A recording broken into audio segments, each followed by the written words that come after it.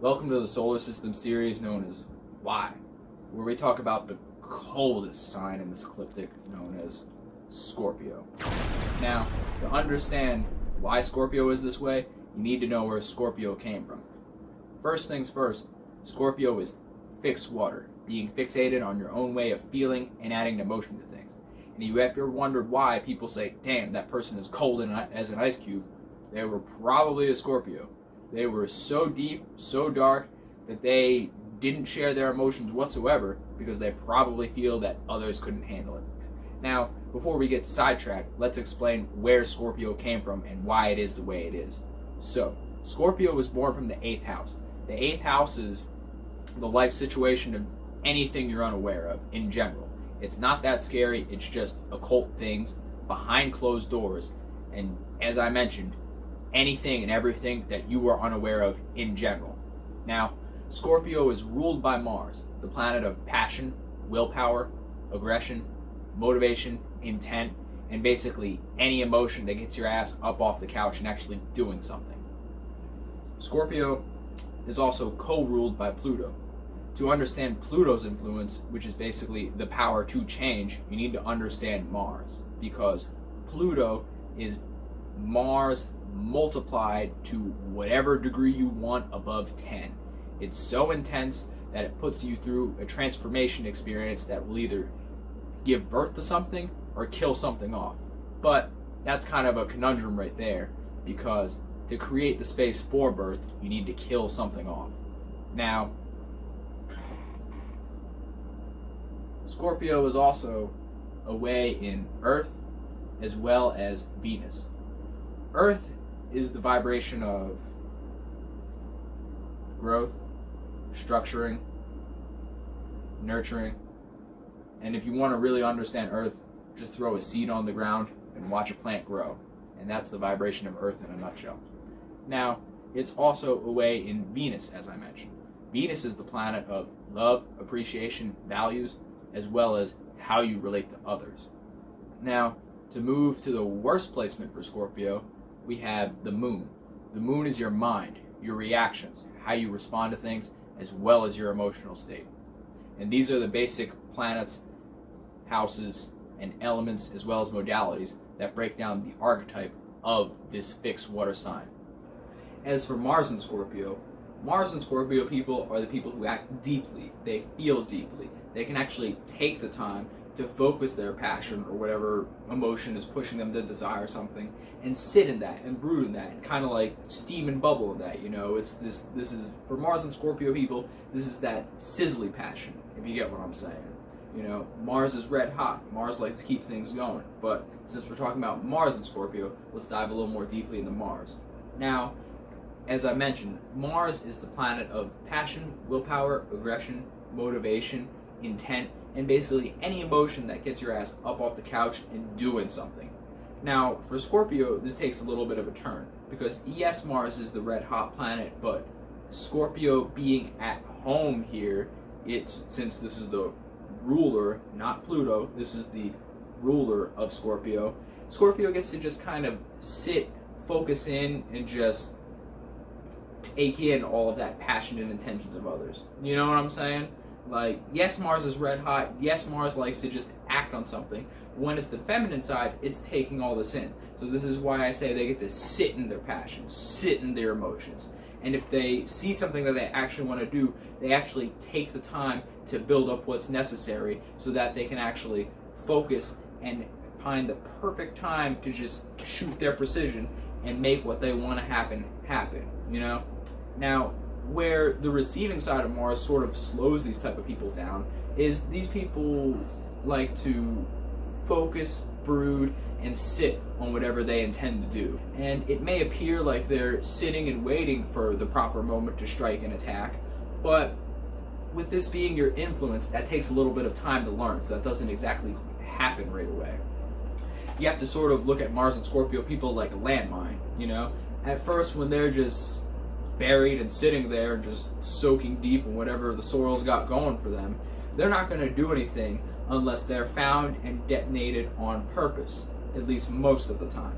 So basically for Mars and Scorpio people, this is like they're waiting for the opportunity to roll up and step on them. And yes, it's good because this influence will make them act accordingly whenever the situation comes, but they sort of can get accustomed to this feeling of waiting for the opportunity to show up.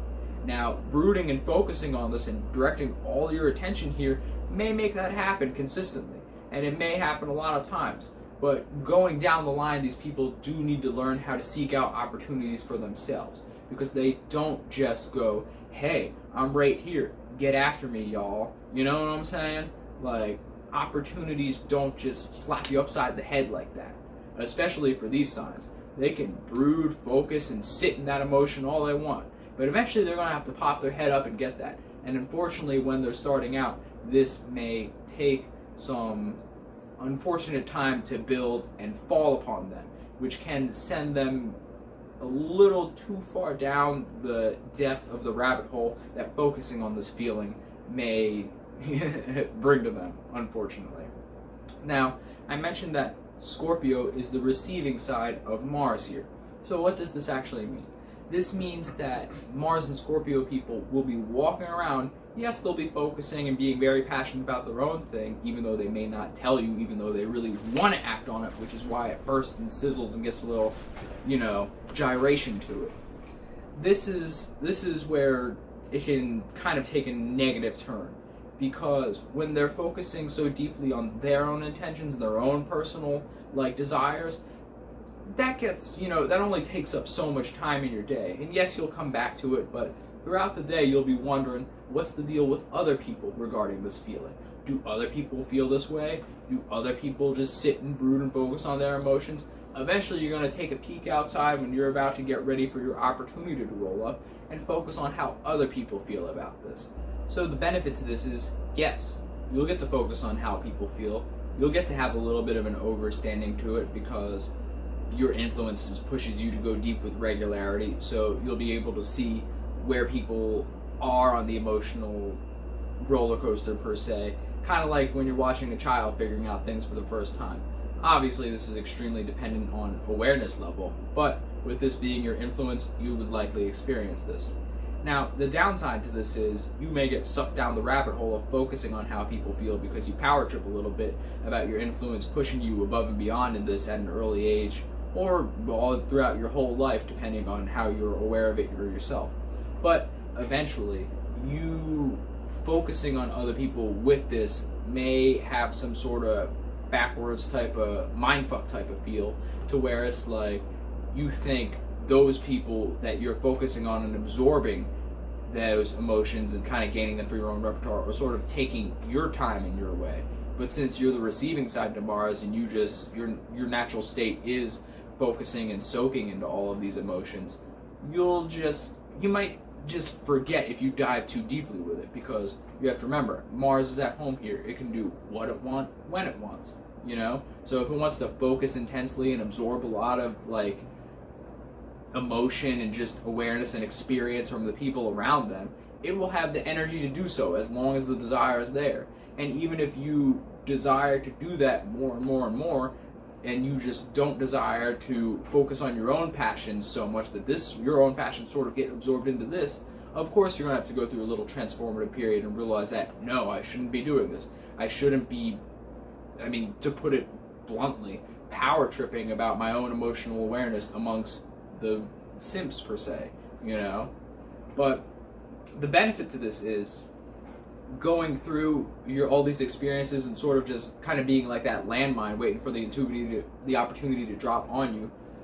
Mars and Scorpio, and basically any planet aligned with Mars, including Aries, has this intense awareness to where, I don't want to say time necessarily moves faster, but they focus so intently and just have all their focus lasered at this specific moment of what's going on here, what's going on there, what's going on here, oh, that's going on, and then it all happens within a matter of milliseconds. This is just something that'll just make you feel like you're taking a lot more time than you really are. Even though you may have gone through the experience of focusing so intently on the emotions of others around you, is that it did end up having a benefit, because you being the type of person that knows how to act on opportunities when they pop up, because you frozen that emotion inside yourself and you've damn near solidified that experience inside yourself, when the opportunity pops up, it may be directly matched with one of these little situations that you observed amongst others around you, to where you'll be like, oh, okay, I didn't actually go through this experience, but since I overstand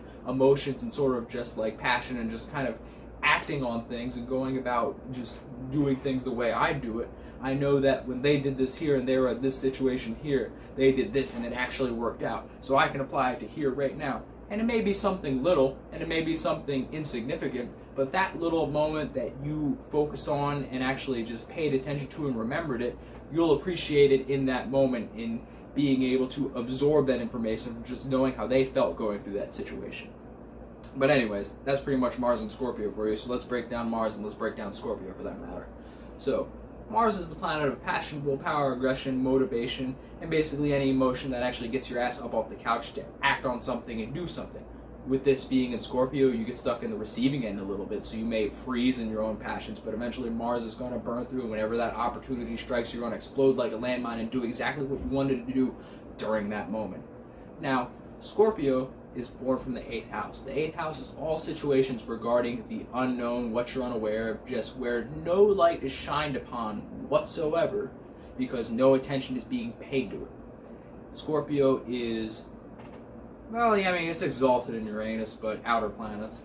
It's ruled by Mars, this planet, the passion of passion, willpower, aggression, motivation, and any emotion that gets your ass up off the couch to actually do something. It's co-ruled by Pluto, Mars with the multiplier all the way to the point that you'll have to damn near bring death to some thought, habit, or situation that you're dealing with in order to give birth to a new one. Scorpio is away in Venus, the planet of love, appreciation, values, as well as Earth, the planet of patience, nurturing, growth, structure, and stability. And then Scorpio falls in the moon, despises this planet. It is no time for comfortability and calm reactions. Scorpio, as you know from this planet, Mars, it just acts whenever the opportunity falls in it or something pushes it to the point to do so. So you're going to be damn right it doesn't have time for grounding and stability. But anyways, next we're following the solar system series known as Why, where we talk about the coldest sign in this ecliptic, Scorpio.